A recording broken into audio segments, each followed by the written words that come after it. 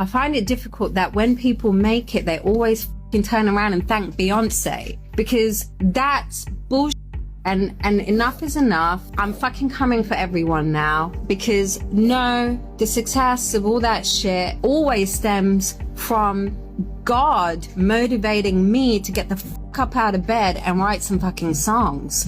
Hoy venimos con una historia que te va a dejar con el culo lleno de preguntas. Imagínate esto, es 2008, estás escuchando la radio y de repente suena esa pegadiza canción que dice...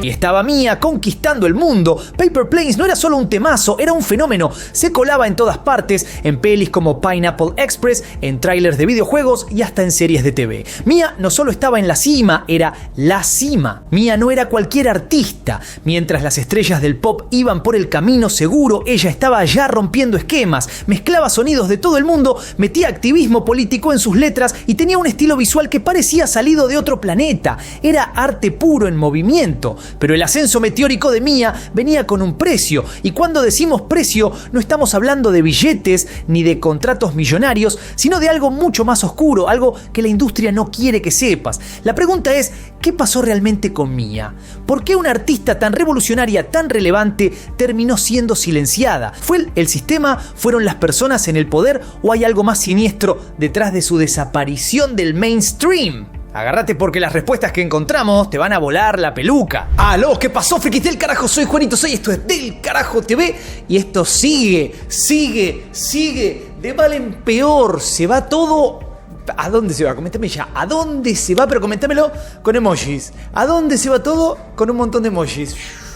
Parece que me estuviera riendo de esto, pero es triste lo que está pasando porque se empiezan a confirmar las peores cosas, no, peores que esas cosas, y empieza a hablar un montón de gente que ya tenés que, básicamente, creerles lo que están contando. Es imposible no confiar en cada uno de los personajes que salen a hablar, como por ejemplo en este caso de Jay-Z. Antes de que Hollywood y las grandes disqueras metieran sus garras, Mia ya era un terremoto cultural. Imagínate esto, una piba nacida en Londres, hija de refugiados de Sri Lanka, que no solo creció en medio de conflictos políticos, sino que los convirtió en el motor de su arte. Mientras otros cantaban sobre amor y desamor, Mia te hablaba de guerras civiles, migración, explotación y corrupción, todo envuelto en beats que te hacían mover la cabeza sin siquiera darte cuenta de que estabas escuchando una protesta global. Era una revolución con ritmo. Paper Planes fue el gran boom, pero el talento de Mia no empezó ni terminó ahí. Su segundo disco, Kala, fue un himno a la resistencia. Canciones como Boys y Jimmy demostraron que podías hablar de temas serios sin perder el groove. Encima, el álbum mezclaba estilos de todo el mundo, desde tambores africanos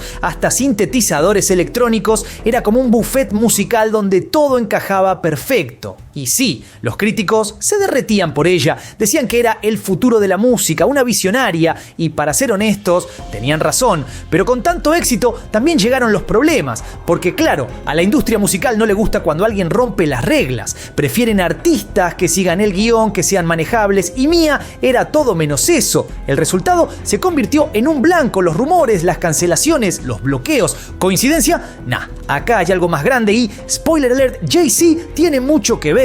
Cuando Mia anunció en el año 2012 que había fichado con el sello, obviamente, de Jay-Z, mucha gente dijo, este es el mejor paso de su carrera, es el paso que tenía que dar. Imagínate que Jay-Z no era solamente uno de los raperos número uno de la historia, era un titán de la industria del entretenimiento y de la industria discográfica. ¿Rihanna te suena? Bueno, está Jay-Z detrás. Imagínate que el tipo con un dedo tocaba un botón y te convertía en una superestrella mundial. Pero lo que parecía el sueño perfecto terminó siendo básicamente un contrato con el diablo. Según las declaraciones de Mia en su primera reunión con Jay-Z, lo primero que le dijo no tuvo nada que ver con música, estrategias de marketing ni planes de expansión. No, lo primero que salió de su boca fue: deberías hacerte una cirugía plástica. Sí, así como lo escuchás. Un tipo que debería ser tu mentor, que supuestamente iba a llevar tu carrera al siguiente nivel, arrancó sugiriéndole que cambiara su cuerpo. ¿Qué carajo? Así se maneja la industria. Parece que para Roc Nation no importaba tanto el talento como el paquete completo que querían vender.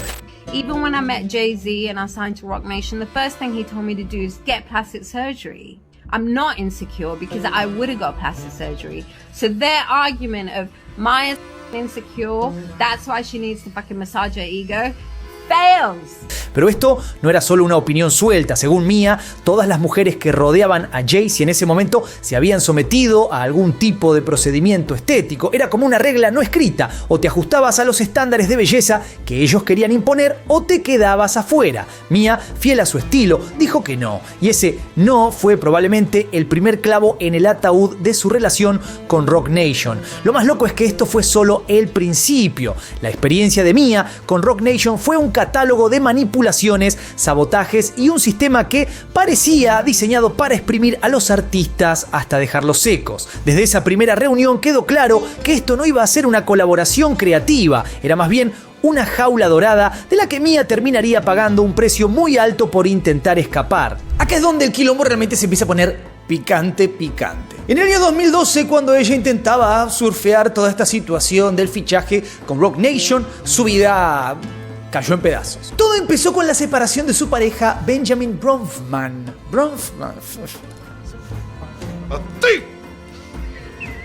Lo dije bien, Bronfman, perdón, es medio complicado. Y si te suena ese nombre, justamente no es casualidad. Es el hijo de Edgar Bronfman Jr., ex CEO de Warner Music Group. Básicamente hablamos de una de las figuras más poderosas de la industria musical. La ruptura no fue amigable y lo que vino después fue un infierno legal. Mia entró en una brutal batalla por la custodia de su hijo Ejid, que en ese momento tenía solo 4 años. Pero acá es donde la cosa se pone turbia de verdad. Según Mia, la familia Bronfman usó toda su influencia y sus recursos para hundirla. No se trataba solo de ganar la custodia, parecía un esfuerzo concertado para destruirla por completo. Y Roc Nation, en vez de apoyarla, decidió mirar para otro lado. Según Mia, Jay-Z y su equipo no solo no le ofrecieron ayuda, sino que en algunos casos parecieron aliarse con los Bronfman. Imagínate la situación: peleando por tu hijo, intentando salvar tu carrera, y la gente que supuestamente debería respaldarte te deja tirada.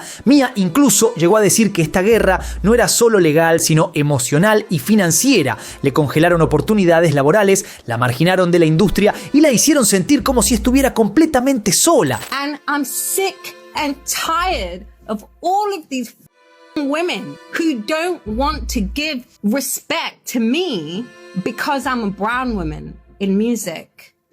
Had I been Jewish, black, or anything else, I would not be going through this. Es más, Mia afirma que Roc Nation estuvo involucrada en el sabotaje de su carrera durante ese tiempo.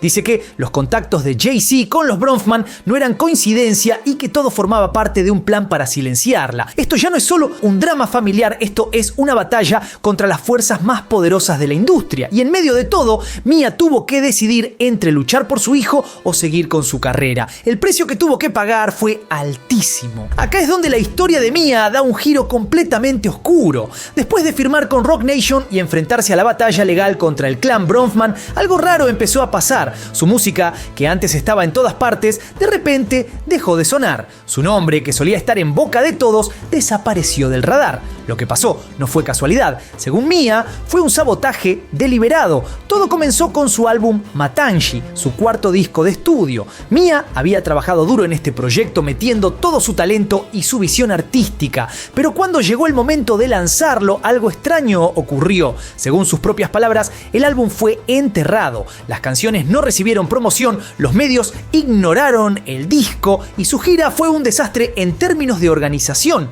El culpable, según Mia, Jay-Z y sus conexiones con el clan Bronfman. Entonces, Mia no se enfrentaba con su ex, estaba luchando contra el imperio musical en sí mismo. Ella misma lo explicó en más de una declaración, porque el sello no la dejó sola, no la abandonó. El sello trabajó activamente para acabar con ella y su carrera. De hecho, ella comentó que su estilo, su música y otra serie de cosas que básicamente eran de ella, se lo empezaron a apropiar otros artistas del sello. O sea que mientras la marginaban, le robaron todo lo que le hacía única. El control no terminaba ahí. Según Mia, hasta su comunicación con Jay-Z fue cortada. Correos borrados, llamadas ignoradas, reuniones que nunca se concretaban. La táctica era clara: aislarla por completo. Esto no era solo una disputa contractual, era una operación quirúrgica para sacarla del juego. Y lo más loco es que no era solo por su música, era algo mucho más personal, algo que parecía diseñado para quebrarla emocional y profesionalmente.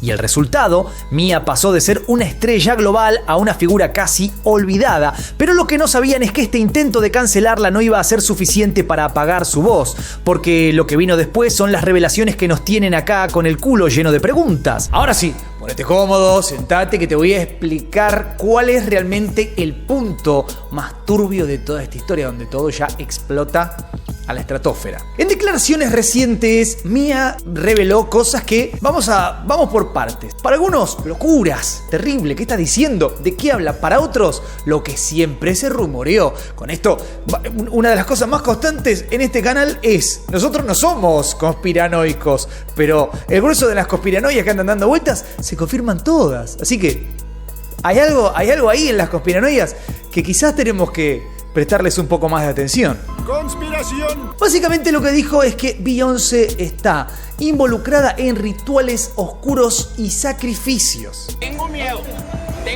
Así como escuchaste ese delirio que mucha gente dice que sucede en estas, digamos, en las altas esferas, bueno, esta artista que ha estado ahí lo confirmaría. Textual dijo que las cosas que suceden a puertas cerradas detrás de Roc Nation básicamente son cosas que uno no se podría ni imaginar. Básicamente algo salido de una película de terror. Pero la cosa no queda ahí. Hace unos años, Mia publicó un tweet que en su momento pasó medio desapercibido, pero que ahora toma un significado completamente diferente. En ese mensaje críptico, cada palabra del tweet formaba un acrónimo que decía: Beyoncé me raptó. Un grito de ayuda, un mensaje escondido para los que supieran leer entre líneas. Esto es el tipo de cosas que hace que las teorías conspirativas se disparen al infinito. Y hay más. Mia no solo habló de brujería, también insinuó que Beyoncé habría intentado algo aún más oscuro, un sacrificio relacionado con su propio hijo. Este tipo de acusaciones no solo son serias, son directamente escalofriantes. Y claro, no faltaron los que la tildaron de loca o que intentaron desacreditarla, pero Mia nunca fue de las que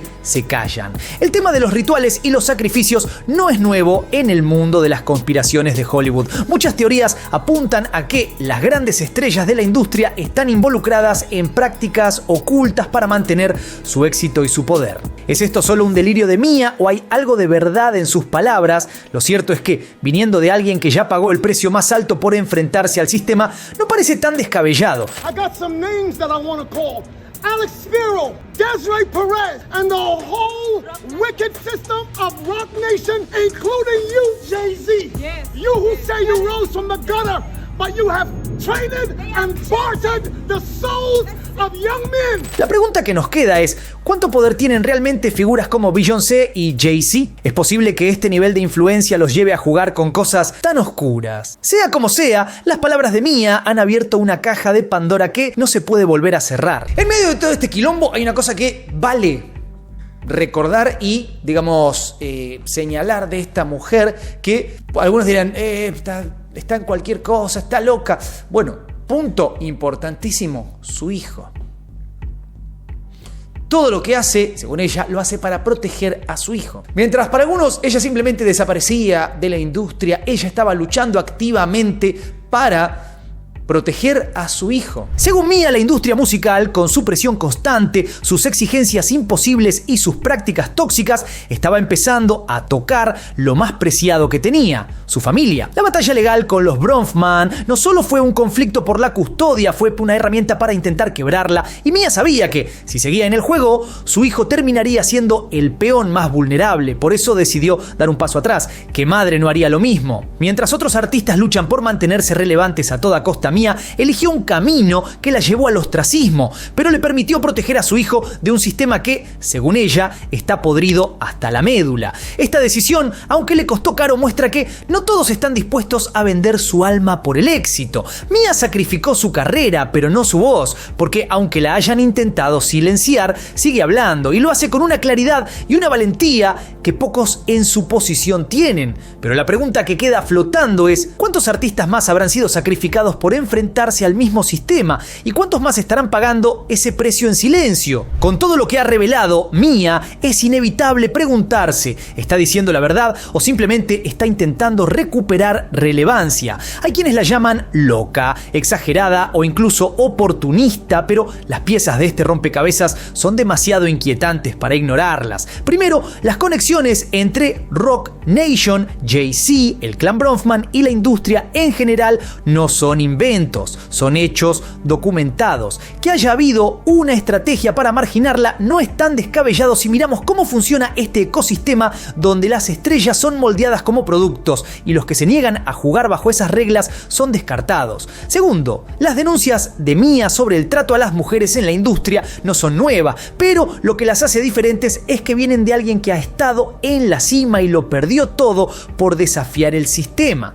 Y lo de Beyoncé, los rituales y los sacrificios. Bueno, esa es la parte donde las cosas se vuelven realmente turbias. Si bien puede sonar extremo, no sería la primera vez que una figura pública lanza acusaciones de prácticas oscuras en Hollywood. Es posible que estas revelaciones sean el eco de algo mucho más grande. O por otro lado, puede que Mia simplemente esté canalizando años de frustración en declaraciones impactantes. La verdad queda en manos de cada uno sacar sus propias conclusiones. La gran pregunta es, ¿cuánta gente más tiene que hablar para que en algún momento digamos, bueno, alguna verdad hay detrás de todo esto? Te lo dejo ahí, comentame por abajo lo que vos opinás al respecto, o si simplemente todos están locos, o por el contrario, queriendo hundir a un montón de buenas personas que nunca le hicieron mal a nadie. Comentame por ahí abajo, no te olvides de darle duro al botón de like, suscríbete, toca la campanita, seguime en todas mis redes. Soy Juanito6, esto es Del Carajo TV y nos veremos la próxima. Paz.